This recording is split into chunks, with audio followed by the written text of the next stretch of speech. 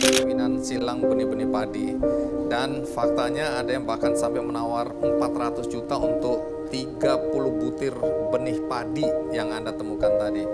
Tapi boleh tahu nggak dari mana awalnya? Malinglah satu malai dari sana, maling satu malai dari sini.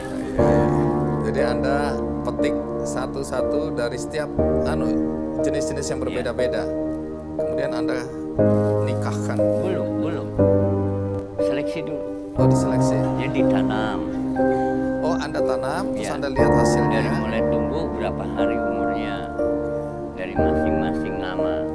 Sulit panen. Cengkeh, kena cacar daun cengkeh, mandi, diserang orang tahun 83, 84, 85. Sama tikus.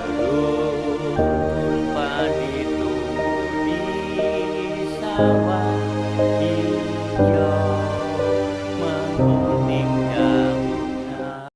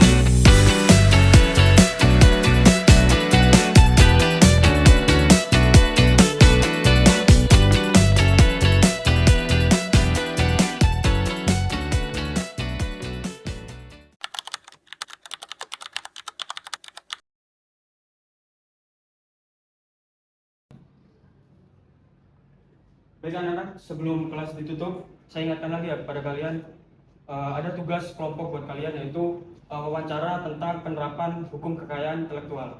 Tugasnya dibentuk laporan dan presentasi dikumpulkan minggu depan.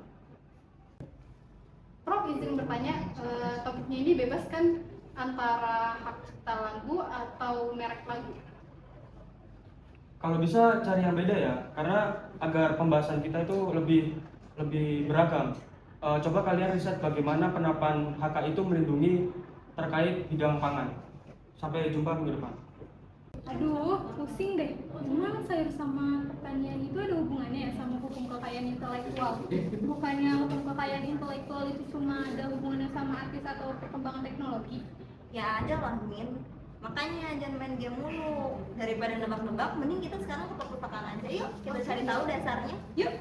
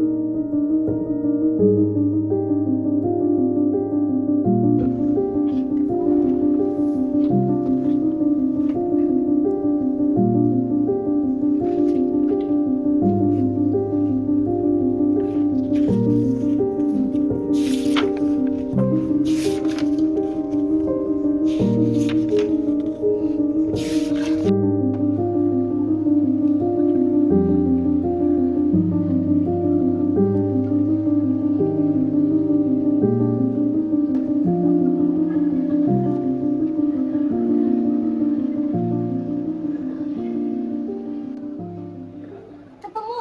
Nah, ini dia jawabannya, Min. Pertanyaan kamu tadi terjawab di sini. Tanaman atau benih hasil rekayasa atau pemeliharaan itu tidak dimasukkan ke dalam hak paten, melainkan ada rezim khusus namanya PVT atau perlindungan varietas tanaman berdasarkan Undang-Undang Nomor 29 Tahun 2000. Bentar. Berarti kalau misalkan ada yang jenis padi yang unggul, berarti dia bisa dapat hak eksklusif dong, kayak pencipta gitu. Berarti dia bisa kaya raya dong karena dapat hak royalti. Kiranya gitu sih, Min. Tapi masalahnya nih, di lapangan faktanya tuh banyak petani kecil yang justru kesusahan atau malah ditutup karena peraturan benih padi ini. Kalian ingat gak berita yang sempat viral? Ada bapak yang namanya Pak Sri Ramadhani. Oh, yang namanya padi unggul itu ya, yang penanamannya cepet banget. Iya, itu benar. Dan poin menariknya buat tugas kita, Pak Suron ini sengaja nggak mau daftarin hak komersialnya secara pribadi karena pengen benihnya ini bebas dipakai semua petani, dan dia nolak duit tuh sampai miliaran. Wah, gila, keren banget sih. Kebetulan banget nih aku dengar Bapak itu lagi ada di kampus kita buat ngisi seminar pameran pertanian. Gimana kalau kita langsung samperin dan wawancara dia aja? Gas!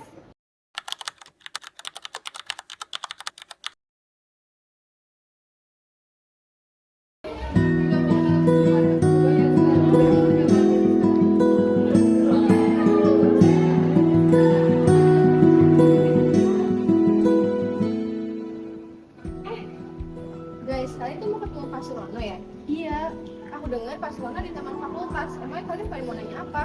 Iya, jadi tuh kita tuh pengen nanya ke bapaknya dari sisi hukum tuh kenapa bapaknya nggak mau ngambil hak paten buat penemuannya.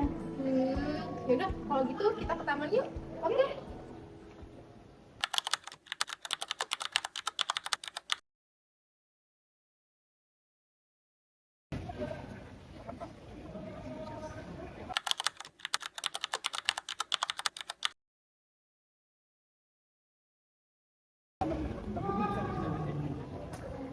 Selamat siang Pak, kami mahasiswi ilmu hukum izin mewawancarai Bapak untuk mata kuliah hukum kekayaan intelektual. Selamat siang adik-adik mahasiswi. Kira-kira orang tua seperti kami, apa yang dapat membantu tugas kuliah kalian? Nah, begini Pak Surono, jadi kami sedang melakukan riset terkait tugas hukum kekayaan intelektual. Nah, kami sangat kagum kepada Bapak yang berhasil memuliakan benih padi sertani dan juga MSP yang sangat unggul. Namun terdapat penasaran kami mengapa Bapak tidak mendaftarkan hak PVT atau mematenkannya, padahal Bapak bisa mendapatkan royalti yang cukup besar. Dan padahal di dalam Undang-Undang Nomor 29 Tahun 2000 itu Bapak bisa terjamin hak ekonomi. Pertanyaan yang sangat bagus, Nak. Kalau saya ingin mengambil kekayaan untuk diri saya sendiri, sejak benih sertani ini lahir, banyak pihak asing yang sudah menawarkan per benih itu belasan juta. Jika itu saya ambil, saya sudah menjadi orang kaya baru sekarang. Nah benar adik-adik, kami teman keperjuangan Pak Sirono sejak tahun 80-an, kami sering menyilangkan beberapa varietas padi lokal. Namun Pak Joko bilang ke saya, Jok, ini bukan milik kami, tapi milik Tuhan. Dan benih-benihnya ini buat petani-petani Indonesia supaya lebih murah. Tapi Pak, menurut aspek hukum kekayaan aktual, apa Bapak nggak takut kalau misalkan Bapak itu nggak mendaftarkan varietas tanaman Bapak? Kalau misalkan dipatenkan atau dicuri sama orang lain, lalu petani-petani tersebut tidak bisa menanam padi itu, bagaimana Pak? Betul, secara hukum memang ada banyak orang-orang yang dapat mengambil hak atau mengakuisisi. Makanya pada saat itu saya tidak mendaftarkan kekayaan intelektual, tapi saya akan membagikan secara publik agar mereka bisa mengklaim dan bisa mengakuisisi, karena hukum itu dibuat memang untuk mengatur, tapi ketika kesejahteraan masyarakat itu tidak terjamin, buat apa hukum itu ada? Luar biasa ya, berarti Bapak sengaja mengorbankan hak ekonomi demi menjaga hak moral dan kedaulatan para petani sebagai konsumen akhir benih. Betul, hukum kekayaan intelektual itu memang ciptaan manusia, namun hukum itu yang paling terpenting atau tertinggi itu adalah kesejahteraan rakyat. Masa iya petani itu menanam di tanah mereka sendiri, namun harus membeli benih yang mahal atau membayar royalti yang mahal kepada kami yang tujuannya untuk mensejahterakan daripada petani itu sendiri. Sebuah teladannya kita dari Nah benar, kami berharap adik-adik ntar kalau sudah lulus atau menjadi sarjana atau membuat undang-undang, ingatlah kami dan buatlah undang-undang jangan untuk menyembuhkan masyarakat kecil, tapi buatlah undang-undang untuk petani-petani yang di luar sana. Terima kasih banyak Pak Surono, Pak Joko, penjelasannya.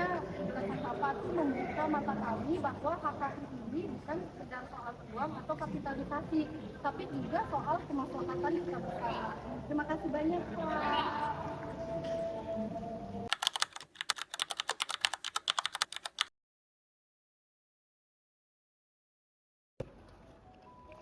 Gak nyangka ya, dosen kita puas banget sama hasil wawancara kita bersama Pak Surono Hadi.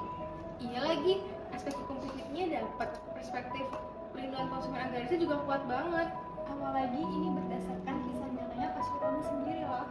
Berarti tuh kesimpulannya hukum tuh sebenarnya punya hati nurani, tergantung gimana kita aja memakainya.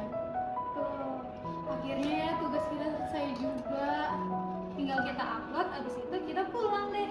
Yeay, yuk pulang, ayo.